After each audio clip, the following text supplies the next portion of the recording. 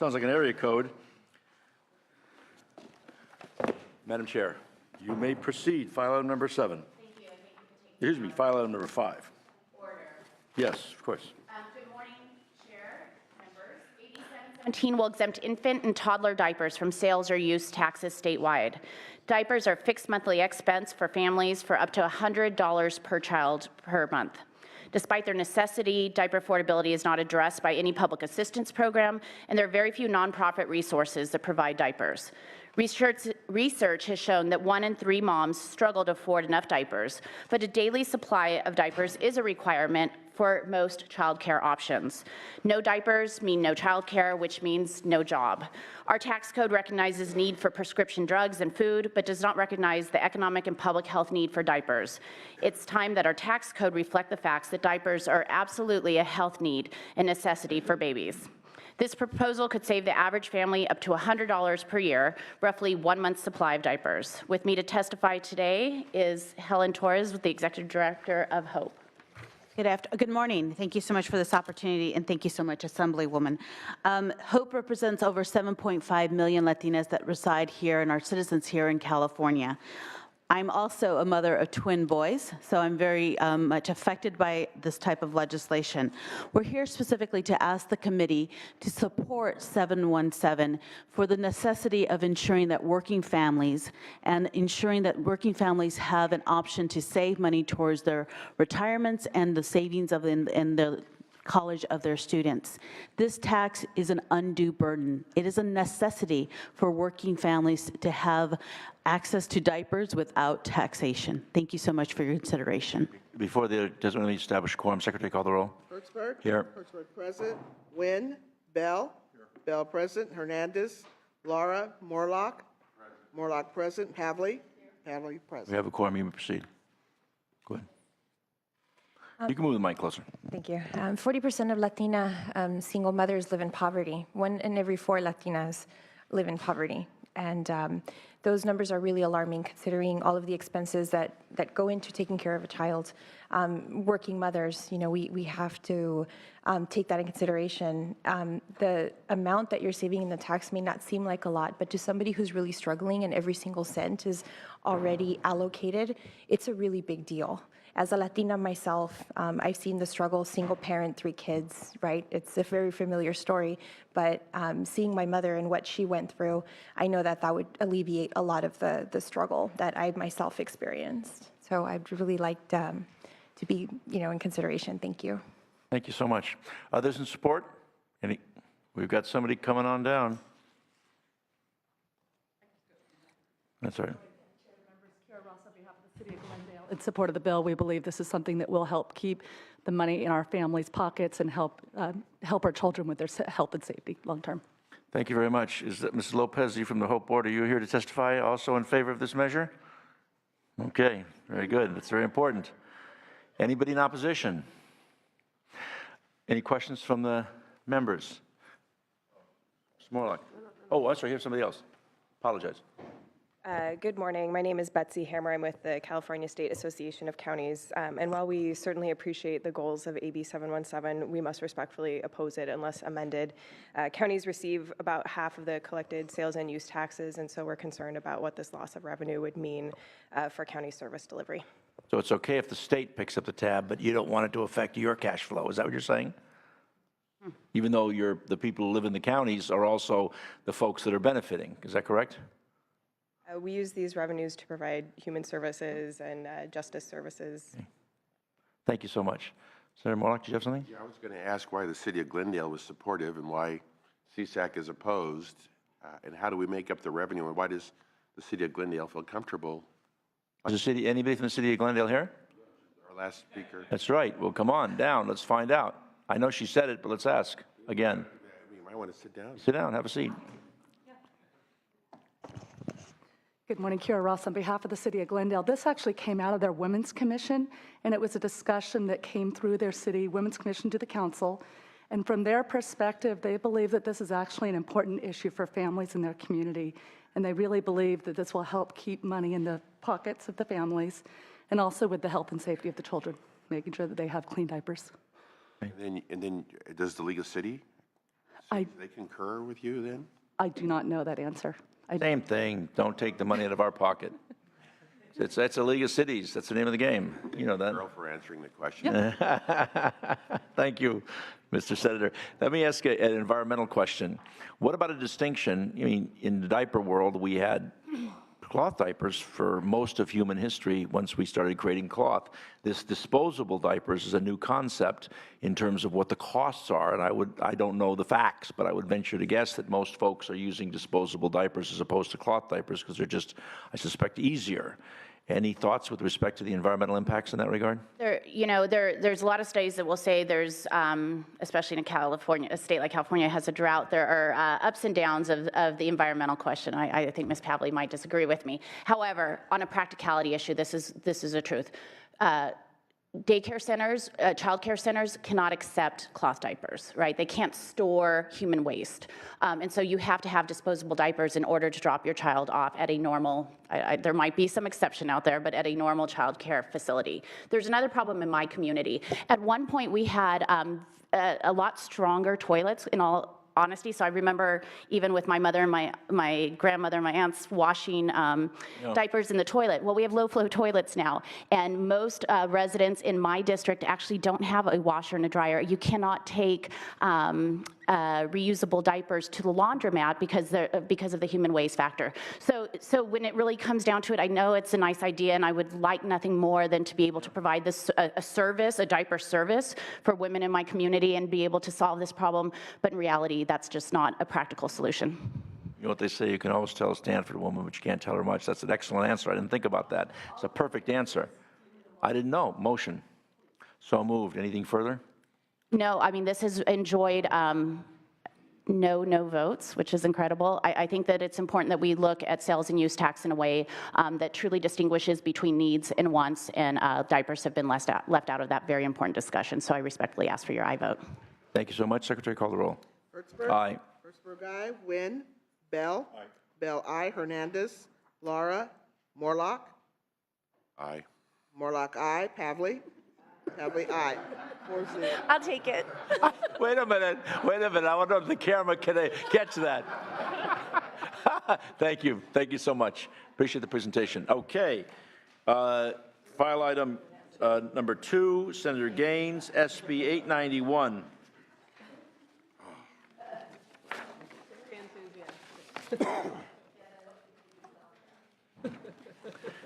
That's a good, I didn't think about that. Thank you. That's a good answer. I didn't know about the low flow toilets. Makes a lot of sense.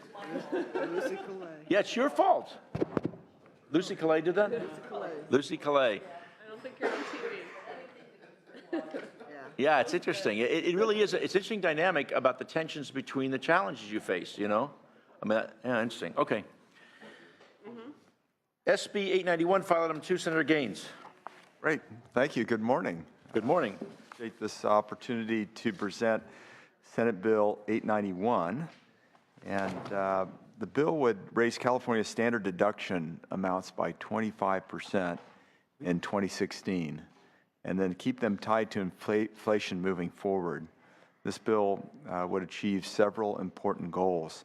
First, it would allow California taxpayers to keep more of their money that they earn and control how they spend that money instead of surrendering it to the state. This is an extraordinarily high-cost state, and we should strive to put people in a position where they can be independent and enjoy life here despite the high costs of California. This is a small step in that direction. It would also contribute to tax simplicity.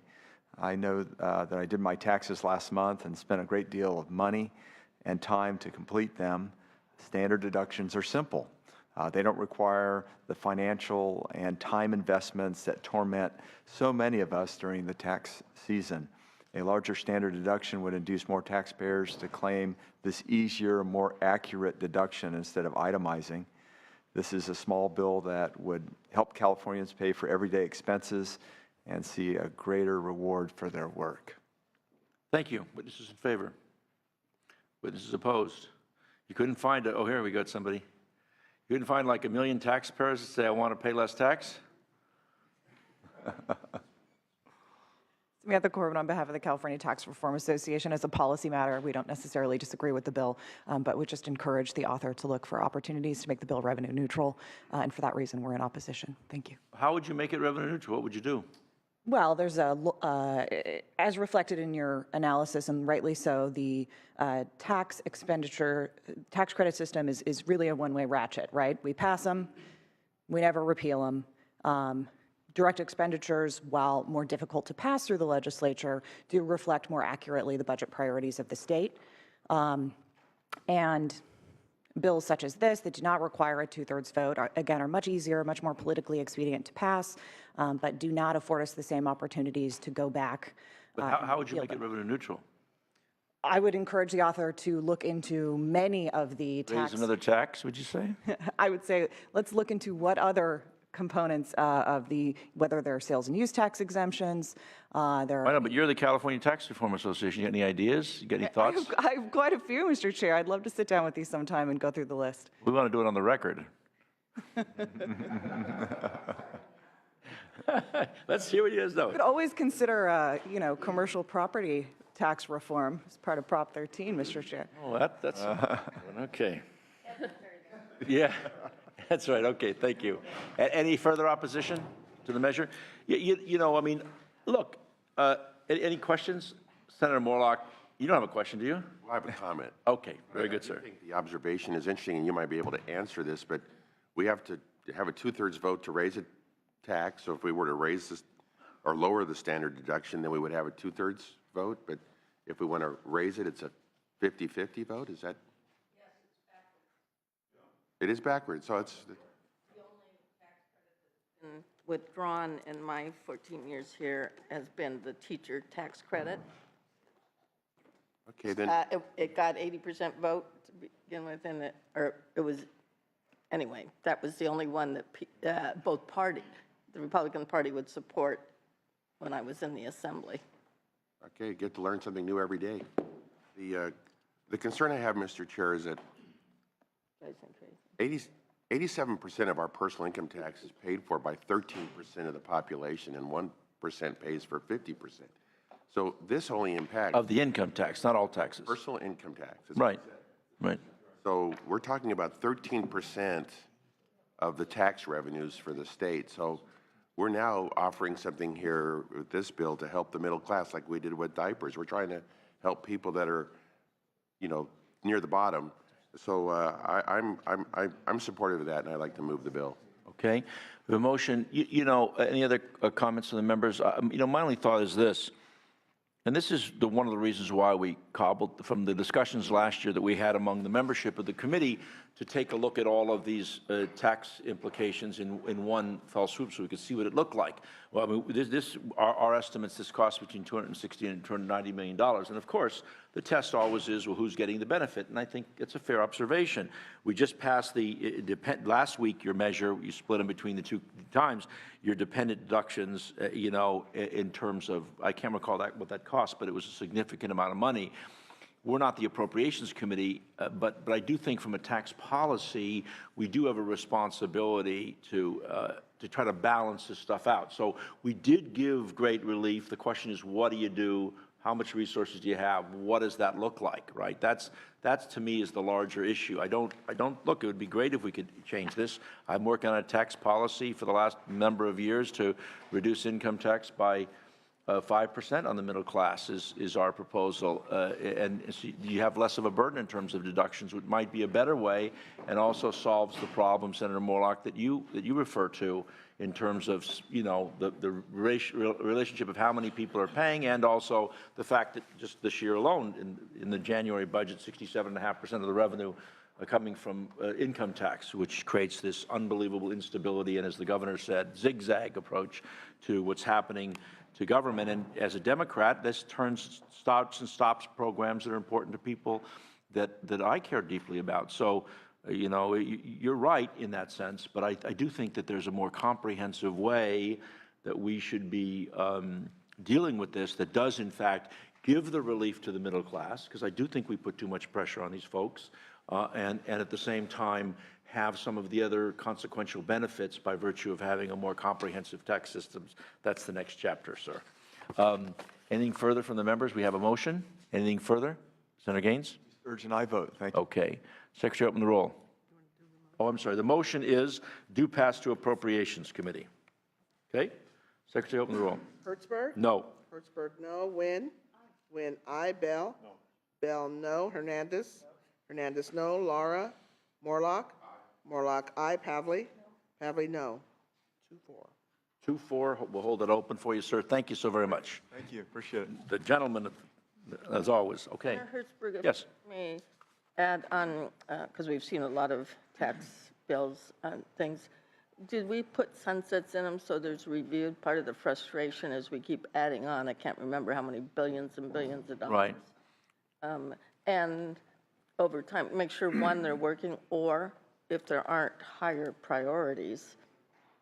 I'm worried that sometimes we haven't ever had thoughtful reviews, and what's relevant in 2016 going forward may not be the same priorities as something that was on the books for. Yeah, when you mentioned the comment with respect to the last bill, I was going to suggest that. I think both sunsets and some type of diagnostic to find what they're really doing. Are they really? But at least a review, because we Right. know once they're on the books, you can never get them off. That's right. That's right. But I do think that in addition to the sunset, to be presented to the legislature at the time of the sunset, the appropriate homework that's done that says, are these things doing what they're supposed to be doing? You know, everybody comes in with these great and grandiose promises of how the rotation of the Earth is going to change if you pass their tax bill, and it turns out it's not the case. And so we need to always course correct and make sure that we're accurate on that. So I completely agree, and we will, I certainly will recommend that. Okay, next is file item number 3, Huff, SB 1304. I saw Senator Huff here.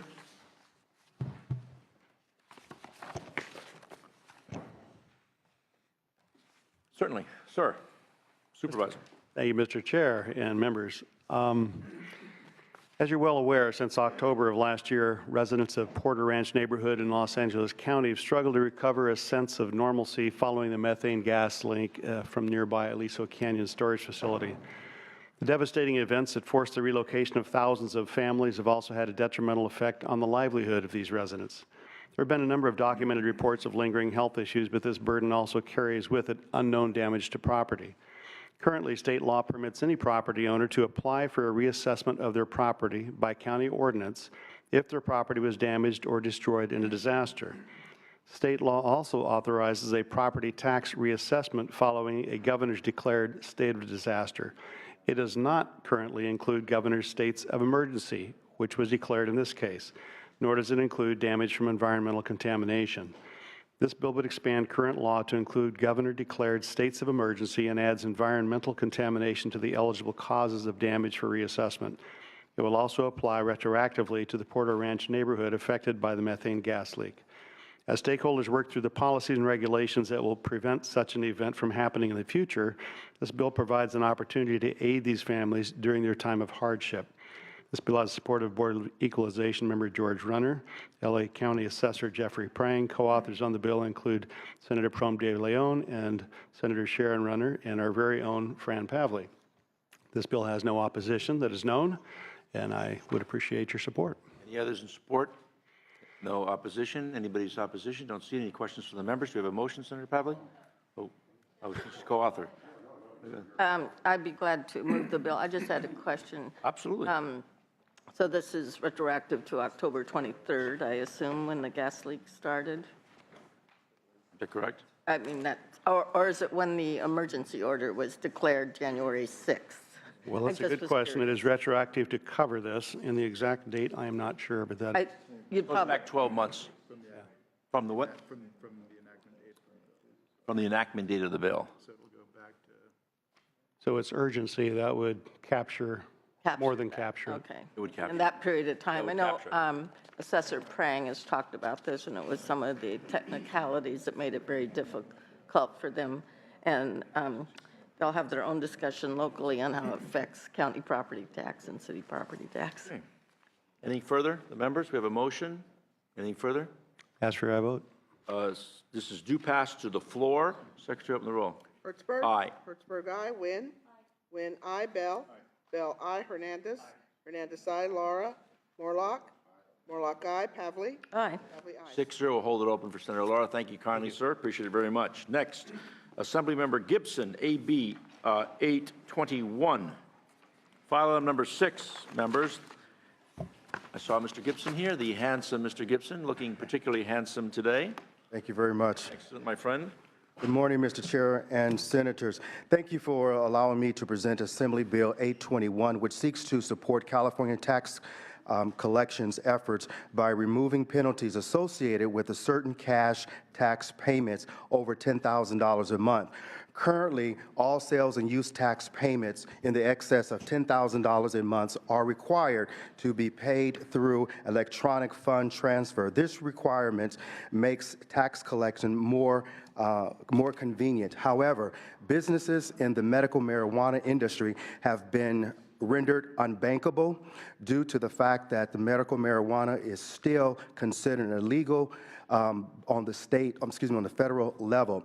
This has made it hard to comply with the law and lead most of the estimated 50,000 medical marijuana businesses to use cash when paying their taxes. Current law provides for a case-by-case waiver, but this can be cumbersome, whereas this bill seeks to provide a comprehensive solution given to medical cannabis businesses an exemption. Here with me to provide supporting testimony is Ms. Wilson from the California State Board of Equalization.